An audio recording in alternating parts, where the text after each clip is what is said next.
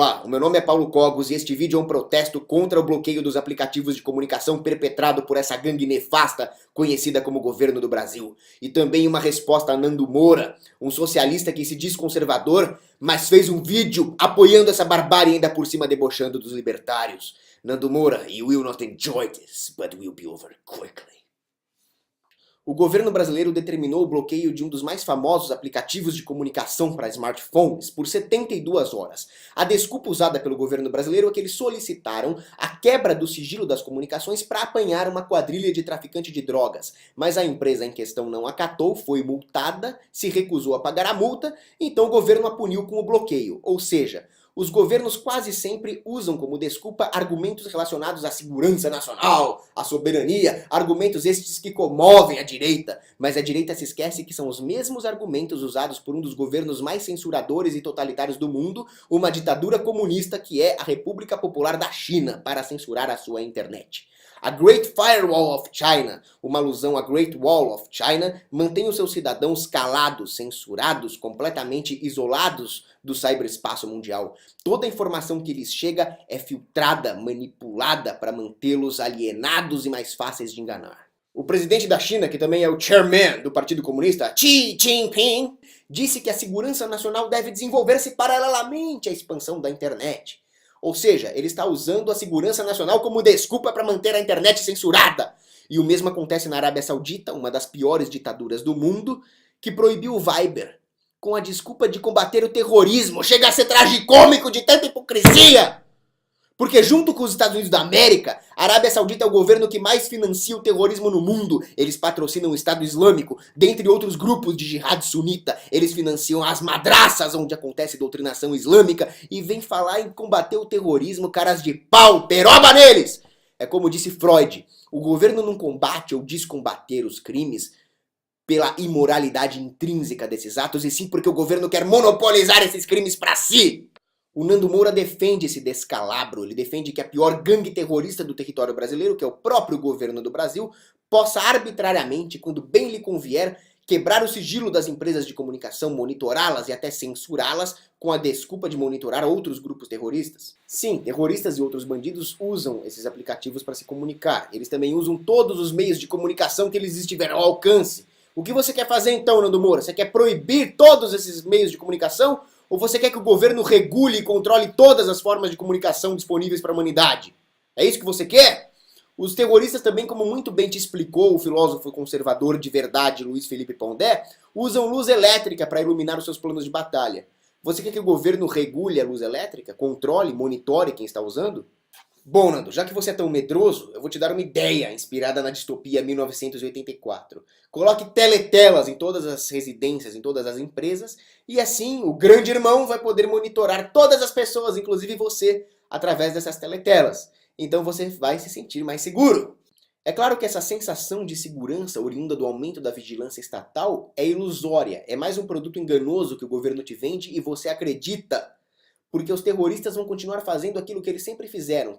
Se comunicar por códigos, fazer amplo uso de esteganografia e criptografia para ocultar os seus planos. Planos estes, portanto, que só serão conhecidos quando estiverem em vias de ocorrer, pelo menos na maioria das vezes. Já a população civil, desprovida dos meios de manter o seu próprio sigilo de comunicações, desprovida dos meios criptográficos, desprovida de privacidade, ficará vulnerável tanto aos terroristas comuns quanto ao governo, o pior terrorista de todos que acaba de expandir barbaramente o seu poder.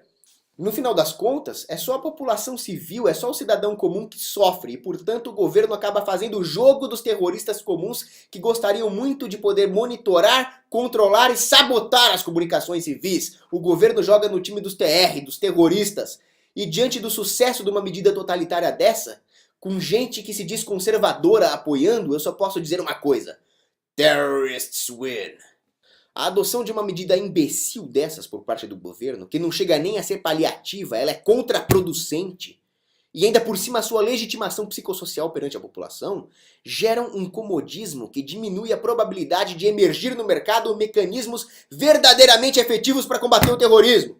como por exemplo amplo uso de espionagem, de contra-inteligência, de agentes de campo infiltrados que monitorem as comunicações dos terroristas e saibam que tipo de códigos eles estão usando e se antecipem como no xadrez para que não deixe os seus planos criminosos se realizarem.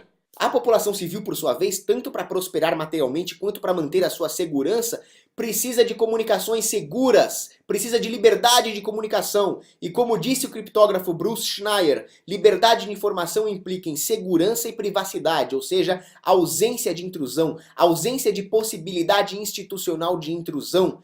E esta privacidade é importante, é crucial para garantir o sucesso de um mercado digital, como disse o físico Simon Singh. Mas não, o governo prefere acabar com a privacidade e com a liberdade informacional da população com a justificativa furada, como nós já vimos, de combater os terroristas.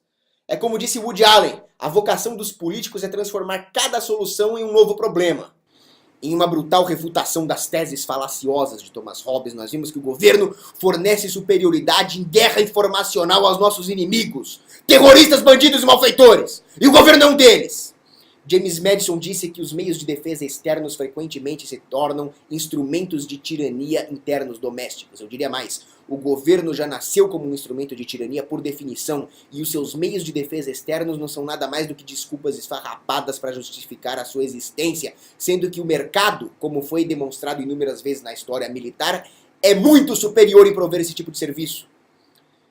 Mas não, o governo quer controlar tudo, inclusive controlar a informação, e como disse o escritor Bruce Colville, esta é a essência da tirania. O controle do fluxo de informações é a principal ferramenta de uma ditadura. Muitos incautos, ao se depararem com o problema do controle de informação pelo governo, dirão que se trata de um problema de trade-off entre liberdade e segurança. Mas não existe trade-off entre liberdade e segurança, como nós já vimos. As pessoas devem ser plenamente livres para escolher o quanto de autonomia temporária elas querem abdicar em troca de segurança essencial. O contrário é perigoso, como disse Benjamin Franklin. Uma civilização que abdica de liberdade essencial em troca de segurança temporária não merece nenhuma e perderá ambas.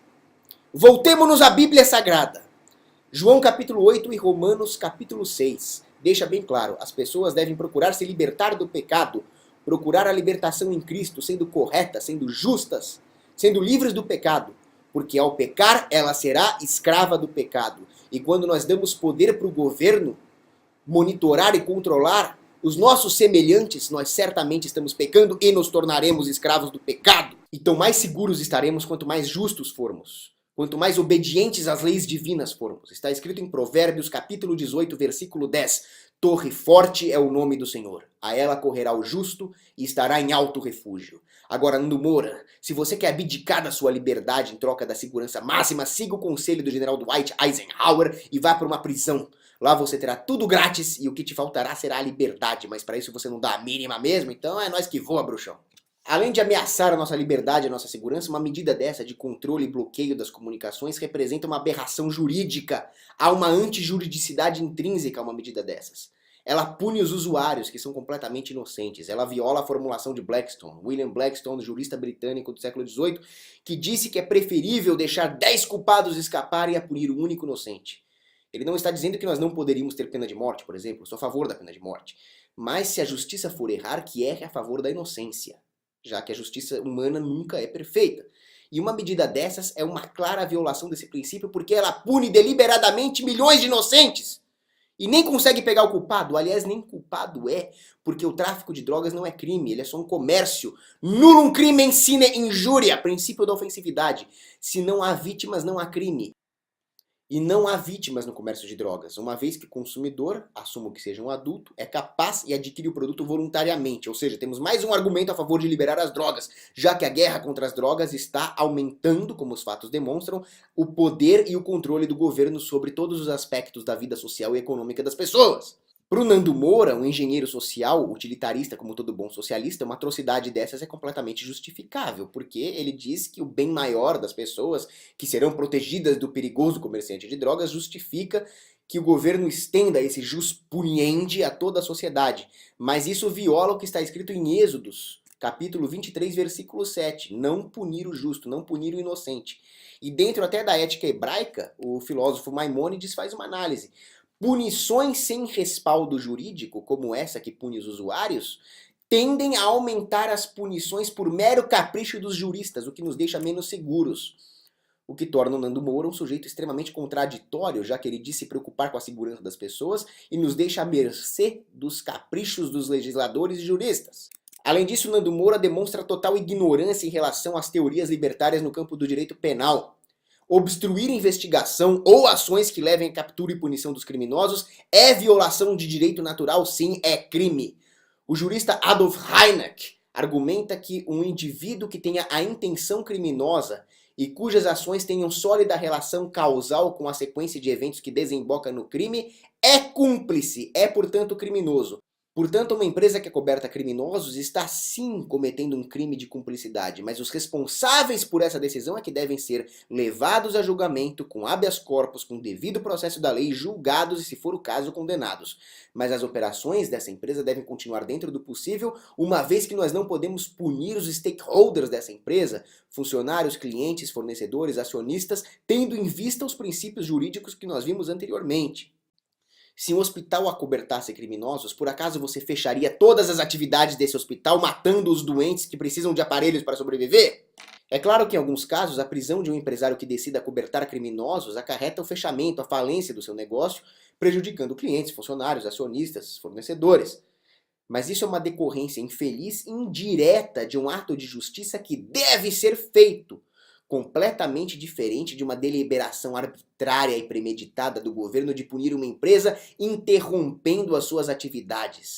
Inclusive, mesmo no caso de falência inevitável em decorrência da justiça, é desejável que algum investidor adquira a massa falida e dê continuidade às operações para que o mercado não saia prejudicado com esse choque de oferta.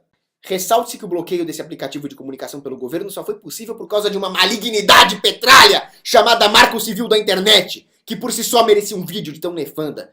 Ela obriga as empresas a passar a informação para o governo, acabando com a nossa privacidade, acabando com o sigilo das comunicações. E o Jair Bolsonaro, que o Nando Moura gosta, já avisou. Agora o PT terá nas mãos, via internet, a vida de quem bem entender. Isso é banditismo. Se usássemos o critério moral de Abelardo, teólogo francês do século XII, segundo o qual o valor moral de uma ação está intrinsecamente ligado à sua intencionalidade, seria pior ainda, porque a intencionalidade do governo é controle e censura. Portanto, Nando Moura, os responsáveis por essa medida que você defende deviam estar todos no presídio de Pedrinhas. O fato é que o Nando Moura simplesmente não gosta das cores do PT, porque ele defende as mesmas medidas, a mesma coisa que o PT propõe. Finalidade social da rede, como está no Marco Civil da Internet. Para a direita, o argumento da segurança valida esses clichês da esquerda. Finalidade social da rede para ele é segurança. Agora, nessa última parte do vídeo, vou refutar uma imitação pífia, risível, bizonha que o Nando Moura fez de mim no vídeo dele. Primeiro que o Nando Moura tem uma dificuldade com interpretação de textos. Ele disse que eu acusei de defender eugenia e relativização moral. O que eu disse é que o Nando Moura defende regulação do governo sobre o mercado, que é uma agenda defendida por aqueles que também defendem eugenia e relativização moral. O Nando Moura me acusou de não ter lido o livro do Olavo de Carvalho que eu tenho na minha estante, o mínimo que você precisa saber para não ser um idiota, mas foi ele que não leu. Então ele diz: o gordinho, o menininho, o garotinho, vai ler a seção do libertarianismo no livro dele e para de falar bobagem.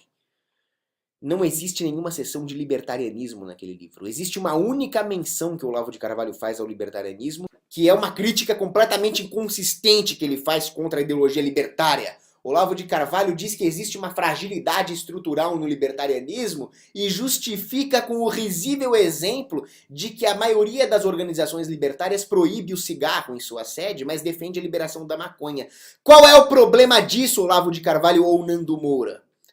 Vocês, como a esquerda, transformam virtudes em defeitos. Então agora o comprometimento com a propriedade privada e a defesa honesta da liberdade e dos direitos alheios, inclusive daquilo que você reprova moralmente, virou uma fragilidade estrutural de uma ideologia. Se vocês ainda têm algum resquício de conservadorismo, vocês vão entender esse exemplo. O dono de um restaurante de alto padrão pode muito bem exigir traje social dos seus frequentadores e ainda assim defender a liberação de bermudas e regatas. Eu, por exemplo, odeio usar traje social, só uso moletom, camiseta, short, mas defendo o direito desse dono de restaurante de discriminar os seus clientes pela vestimenta.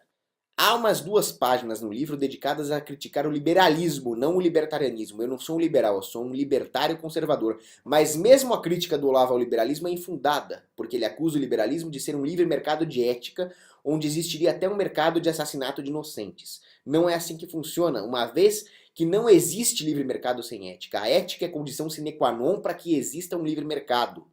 O Nando Moura também falou, pirralhinho, vai ler um livro do Roger Scruton. Acontece, Nando Moura, que eu li Roger Scruton. Eu coloco em dúvida se você leu. Porque naquele livro Como Ser um Conservador, no capítulo A Verdade no Capitalismo, Roger Scruton concorda com os libertários que a ordem legal surgiu espontaneamente e que uma legislação imposta pelo Estado é um instrumento de engenharia social que vai acabar sobrepujando os direitos naturais com objetivos utilitários. E no mesmo capítulo, Scruton responde a sua pergunta: como é possível alguém ser libertário e conservador ao mesmo tempo? Ele diz que autores como Edmund Burke e Oakeshott não veem nenhuma contradição entre a tradição moral e o livre mercado, e que a legislação moral, a interferência do Estado nas relações sociais, é a grande responsável pela decadência moral e que jamais poderia corrigi-la. É claro que Roger Scruton comete alguns erros, ele não consegue compreender o alcance da praxeologia e não consegue compreender que o surgimento de instituições, de cultura e de ordem legal espontânea faz parte do livre mercado. Acontece que você tem uma visão errada dos libertários, Nando Moura. Você acha que libertário é um sujeito que só sabe gritar PNA, princípio da não agressão. Não. Eu, por exemplo, concordo com Santo Agostinho quando ele diz que a liberdade não é um princípio absoluto, porque liberdade é liberdade para um valor. E pode acontecer de ser liberdade para um valor que não é absoluto. E, portanto, essa liberdade nos colocaria em perigo e ameaçaria, inclusive, os direitos naturais que eu defendo. Então, a liberdade deve ser subordinada à moralidade, à moralidade divina. E o governo é claramente uma violação desse padrão moral divino que é absoluto. Tanto é que Santo Agostinho dizia, o que é um roubo, se não um pequeno império, e o que é um império, se não um roubo em larga escala. E você defende isso. Você acusa os libertários de dizer que as empresas estão acima da lei. Não, ninguém está acima da lei divina. Mas tem uma empresa, um empreendimento abusivo e criminoso que você defende que esteja acima da lei, que é o Estado. E pior, você defende que essa instituição substitua a lei divina pelos seus desamandos e que esses desamandos sejam encarados como lei. Como Lenin, você acusa os seus opositores de praticar aquilo que você pratica. O fato, Nando Moura, é que além de tudo você é um péssimo humorista. Primeiro que a sua imitação minha é ridícula, e segundo que você faz uma caricatura minha sem nenhum fundo de verdade. Uma caricatura engraçada, ela tem que ter um fundo de verdade. Faça como Mark Twain nos ensinou. Pegue os fatos e depois você os distorce o quanto quiser. Ou como o historiador da arte Filippo Baldinucci definiu caricatura. O exagero de algumas características e a simplificação de outras. Entendeu, amiguinho? Entendeu aí, ô pirralho? Vá ouvir Nightwish aí, ô caramba. A grande conclusão desse vídeo é que a segurança serve para proteger os nossos direitos e nós não podemos deixar nem os nossos direitos e nem a nossa segurança nas mãos de uma instituição criminosa que é o governo. Lembremos-nos agora de Nietzsche. Cuidado para não se tornar o monstro que você combate. Quando você olha para um abismo, o abismo olha para você. É preciso então haver um mecanismo de check and balance em todas as instituições responsáveis por defesa e segurança. E o governo é um monopólio, por definição não existe esse mecanismo de check and balance, ele se torna o monstro de Nietzsche. E finalmente, lembremos-nos do saudoso cardeal Francis George, que dizia que os valores de uma sociedade devem prover salvaguarda das muralhas da cidade terrena contra a malignidade que nos espreita. E o Estado é a grande malignidade terrena que nos espreita aqui. Um grande abraço.